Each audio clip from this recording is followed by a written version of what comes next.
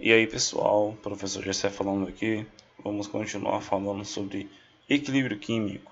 Hoje vamos fazer a análise quantitativa, tá, do equilíbrio químico, algumas situações que vão envolver o equilíbrio químico. E eu continuo ainda com a mesma reação química, né, o hidrogênio reagindo com o iodo, formando aí o iodeto de hidrogênio. A gente percebeu lá pela mudança de cor.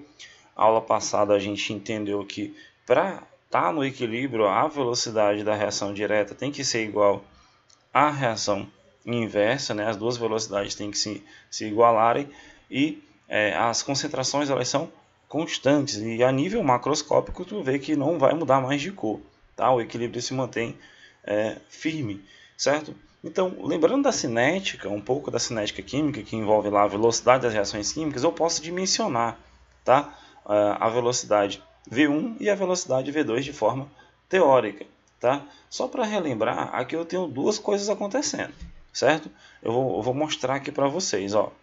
Tá? Nessa situação, nesse primeiro sentido, né, a reação direta, tá? Eu vou ter o quê? Eu vou ter hidrogênio, tá? Vou botar aqui o índice, o hidrogênio mais o iodo, eles vão formar 2 mols de iodeto de hidrogênio gasoso. Essa vai ter no caso essa reação aqui, ela vai ter uma velocidade 1, V1, certo? A próxima é a reação de volta. Então é o contrário, né? Eu vou até mudar de cor aqui para vocês. É o contrário. Então eu vou ter 2 mols de HI formando, né, gasoso, formando novamente hidrogênio gasoso mais, tá, o iodo gasoso, tá? E aí nessa reação eu vou ter uma velocidade diferente, a velocidade V2, tá bom? Então essa aqui é a reação direta e essa daqui é a reação inversa, tá? É a reação inversa. Beleza? Certo? Então eu lembro dessa consideração, né? Faz essa anotação aí, porque daqui dessa pequena reação, essa dupla seta aqui me indica isso, né? Eu tenho uma reação acontecendo no sentido e depois ela acontecendo em outro sentido. E para cada uma eu vou ter uma certa velocidade. Quando essas velocidades se igualarem, tá bom? Eu vou ter aí a minha situação de equilíbrio, né? E aí eu vou conseguir derivar a minha constante de equilíbrio agora. Então eu vou só apagar aqui para a gente ganhar espaço, porque eu já trouxe bonitinho para a gente, tá? Por exemplo, eu vou fazer aqui só da primeira, da reação direta. Como é que eu ia derivar essa velocidade 1, né? Quem lembra da cinética química, a lei de velocidade. Então eu aplico a lei de velocidade para essa primeira reação. Eu vou ter uma constante K1, né, vezes a concentração de quem? Dos meus reagentes, né, pessoal? Então eu vou ter a concentração dos meus reagentes, ó. A concentração de hidrogênio, certo? Elevada a 1 no caso, porque o coeficiente aqui é 1, vezes a concentração de iodo, tá? A concentração de iodo. Lembra que eu estou botando entre colchetes aqui indicando a concentração. Então eu tenho aqui a lei de velocidade para a primeira, assim como eu posso fazer para a segunda reação, tá bom? Então deixa eu organizar para vocês aqui velocidade por velocidade. Ó, trouxe aqui bonitinho. Reação direta, que é essa primeira V1, vai ser uma constante 1 vezes, né, a concentração dos meus reagentes, iodo, hidrogênio e iodo, elevado aos seus coeficientes, que no caso são 1, a equação está balanceada. E a lei de velocidade para a reação inversa, que é o V2, que tem uma velocidade 2, né, que é uma velocidade diferente, eu vou ter a reação, né, com a constante 2, uma outra constante, multiplicado pelos meus reagentes, que no caso, se a reação é de volta, isso daqui vai ser meu reagente, a reação de decomposição do iodeto de hidrogênio, né? Eu vou ter ele elevado ao quadrado, esse quadrado aqui é por conta desse 2 que tem aqui no coeficiente. Então eu tenho as duas leis de velocidade e agora eu vou relacionar elas, né? Na situação de equilíbrio e não fora dele, pessoal, eu falei na aula passada que no equilíbrio dinâmico a velocidade V1 vai ser igual à velocidade V2. Então, equilíbrio é isso daqui. As velocidades elas vão se igualar e a concentração de reagente e produtos permanecem constantes e não iguais, é constante.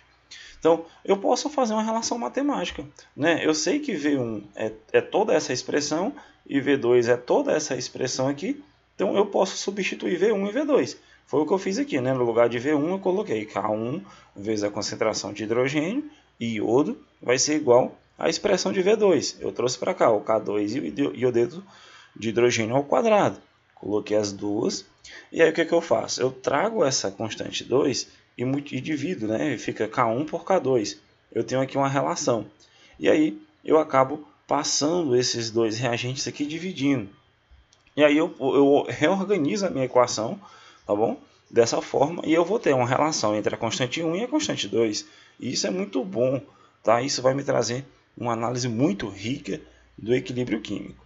Então, esse valor, né, quando eu divido essas concentrações aqui, tá? Eu vou ter uma coisa que eu vou chamar de Kc, né? Em vez de eu falar K1 sobre K2, em vez de eu falar isso, os químicos reduziram isso daí e falaram que a relação entre o K1 e o K2, que é a constante de velocidade da reação direta e a reação inversa, foi chamada de uma nova constante. Foi chamada de constante Kc, tá? O Kc, que é a constante de equilíbrio, tá bom? Do equilíbrio químico, em função das concentrações, pessoal. Muito cuidado aqui, em função da concentração. Quem não lembra, né? Esse colchetezinho aqui vai me indicar a minha concentração em mols por litro, tá bom? Vai indicar a minha concentração em mol por litro, porque eu vou ter a constante também em função da pressão, e aí vai ser em outra unidade, mas aqui normalmente a gente usa como função das concentrações em mol por litro. Você pode perceber que para uma reação como essa daqui, eu vou ter o meu Kc como, né, isso daqui é o meu produto, tá? E esses aqui são os meus reagentes. Então, o que a gente pode perceber aqui na expressão final? Que o Kc, ele sempre vai ser isso, ó, tá? Sem tu precisar fazer as duas leis de velocidade, tá? O Kc, ele sempre vai ser isso daqui. Ele vai ser a concentração, né, dos meus produtos, tá bom? Dividido pela concentração dos meus reagentes, né? O que estava aqui nos meus reagentes só fica embaixo e o meu produto aqui fica em cima, elevado aos seus devidos coeficientes estequiométricos, tá? E aí eu tenho a expressão do Kc. Professor, quando eu calcular, né, numericamente, isso vai dar um número, lógico, quando eu substituir os valores das concentrações aqui, que no caso eu vou ter, o que isso vai me influenciar, né? Como é que eu vou interpretar? Aí a gente vai ter que fazer uma análise. Mas antes disso eu vou fazer isso em função da pressão. Se tu for analisar a constante de equilíbrio em função da pressão, tá bom? Eu vou chamar de Kp, tá? O Kc é em função da concentração, por isso que é Kc. O Kp é em função da pressão, por isso que eu tenho aqui, ó, a pressão dos produtos dividido pela pressão parcial de todos os meus reagentes, tá certo? Então você pode fazer tudo isso. Então, professor, vamos lá, vamos para a análise, né? Esses valores, o que vai acontecer? Então, análise da ordem de grandeza das constantes de equilíbrio. Eu vou chegar até aqui para a gente não se estender muito. Aí, mais à frente, eu vou fazer mais uns aprofundamentos em relação à constante de equilíbrio. Então, se Kc ou Kp for maior que 1, o valor do numerador será maior do que o valor do denominador. Olha só, matematicamente, temos isso aqui. Tanto o Kp, né, como o Kc. Eu vou botar aqui o Kc para a gente. Ó, né? O Kc, ele vai ficar assim, né? Ele vai ficar, a gente viu lá que fica a concentração do iodeto de hidrogênio ao quadrado dividido pela concentração de hidrogênio vezes a concentração de iodo, né? Iodo 2, beleza. O que acontece? Se esse valor aqui for maior que 1, né? Se esse valor aqui for maior que 1, o que eu vou entender matematicamente? Para esse valor ser maior que 1, esse número aqui de cima, né, do denominador, do numerador, melhor dizendo, tem que ser maior do que o do denominador, do número que está embaixo, para que isso seja 1. Né? Eu vou dividir um número maior por um número menor, e aí eu vou, matematicamente, eu vou ter um número maior que 1. Então, ou seja, há mais produtos do que reagentes no equilíbrio. Então, se eu sei que aqui em cima, como eu falei para vocês, é sempre o produto e aqui embaixo vai ser sempre o reagente, se esse valor, né, der maior que 1, eu já sei que a minha quantidade de produto no equilíbrio, minha concentração de produto no equilíbrio é maior do que a de reagente. Tá? Só analisando o valor do Kc. Você tem que saber analisar, tá? Então, da mesma forma, se esse valor for menor que 1, tá bom? O que eu vou ter? Eu vou ter que ter um número menor aqui em cima e um número maior aqui embaixo, tá bom? Aí eu vou ter que ter um número menor aqui em cima e um número maior aqui embaixo. Então eu sei que minha concentração dos meus reagentes no equilíbrio vai ser maior. Com isso, tu pode tirar conclusões muito legais, né? Eu já vou saber que no equilíbrio, se eu tenho mais produto, se eu tenho mais reagente, e aí eu vou saber se uma reação é favorável, se não é, tá certo? Então, tem que ficar ligado nessa questão aqui, tá bom? E no caso, se for igual a 1, professor, né? E se esse valor for igual a 1? Se esse valor for igual a 1, galera, eu vou perceber que esse valor de cima vai ter que ser igual ao de baixo, porque na matemática um número dividido por ele mesmo vai ser 1. Tá? Então, se esses valores vão ser iguais, esse valor vai dar 1. Então, no 1, a minha quantidade, né, ele vai me indicar que no equilíbrio, a quantidade de produto e reagentes elas são iguais. Eu trouxe até um quadro resumo aqui mais na frente, tá, para vocês. Trouxe aqui uma situação hipotética. Ó. Vamos imaginar que o valor de Kc deu 64. Né? Ele é adimensional, ele não tem unidade. Tá? Deu 64. 400 graus Celsius, né? Então, ou seja, né, há mais reagentes, eu sei que esse número aqui de cima dos meus reagentes, né, é maior do que o dos produtos, tá bom? Essa consideração aqui, gente, é em relação à situação da unidade ser menor que 1. Mas vamos voltar aqui para o Kc, né? O Kc, se ele for 64, eu já sei que aqui eu tenho meus produtos, né, em cima é a concentração dos meus produtos, e aqui dos meus reagentes. Se esse valor aqui deu maior, é maior que 1, né? A gente vê 64 é absurdamente maior que 1. Então eu vou ter mais produtos do que reagentes no equilíbrio, tá bom? Então, se esse valor aqui desse menor do que 1, né? Desse 0,5, por exemplo, eu ia saber que eu ia ter mais reagente do que produto. E assim vice-versa. E se fosse igual a 1, tá? Eu ia ter uma situação que a concentração dos dois seriam iguais. Se não me engano, eu trouxe aqui um quadro resumo, generalizando. A constante ela sempre vai ser o produto dividido pelos reagentes, tá? De forma mais prática. E aí eu tenho essas três situações. Se Kc ou Kp, né, se tu for calcular em função da concentração ou em função da pressão, se isso for igual a 1, no equilíbrio, né, reagentes e produtos, ó, o equilíbrio não está deslocado para nenhum dos lados. Eu vou já explicar essa questão de deslocar, tá bom? Eu vou entender que no equilíbrio a minha concentração de reagentes e produtos é igual. Se Kc ou Kp, né, qualquer uma das situações, for maior que 1, como a gente acabou de perceber, o equilíbrio vai estar deslocado para o lado dos produtos. O que isso quer dizer, professor?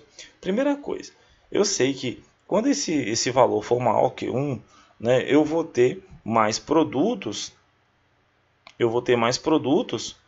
do que reagentes. Então se liga, eu vou ter muito mais produto do que reagente, né, professor?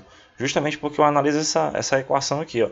Tá? Se esse valor for maior que 1, o numerador é maior do que o denominador, então eu já sei que esse número aqui de cima é maior do que o de baixo. Então eu vou ter mais produtos de forma bem lógica, né? Não preciso nem estar fazendo cálculo, eu só analiso a minha constante e vejo os valores. E aí, pessoal, o que ele diz? O equilíbrio está mais deslocado para o lado dos produtos. Tá bom? Isso quer dizer que eu tenho aí, né, o equilíbrio deslocado para o sentido dos produtos, justamente porque eu tenho mais, tá? Mais produtos sendo, né, a concentração maior deles no equilíbrio, tá bom? E a outra situação, né, se esse Kc ou Kp for menor que 1, eu já entendo que eu tenho mais reagentes do que produto no equilíbrio, e aí o meu equilíbrio vai estar deslocado, né, mais deslocado para o lado dos reagentes, tá bom? E aí eu vou ter, né, a reação direta de forma mais extensa, tá bom, pessoal? Então ela é maior, né, no caso a reação inversa, desculpa, a reação inversa ela vai ser mais extensa, tá bom? Então a gente fica por aqui. Essas são as considerações, né? Quando vocês verem esses valores, é assim que vocês têm que interpretar, tá certo? E aí, a gente fica por aqui. Forte abraço e até a próxima aula, que a gente vai fazer considerações importantes sobre a constante de equilíbrio. Já na próxima aula, o próximo tópico que a gente vai trabalhar. Então, até mais.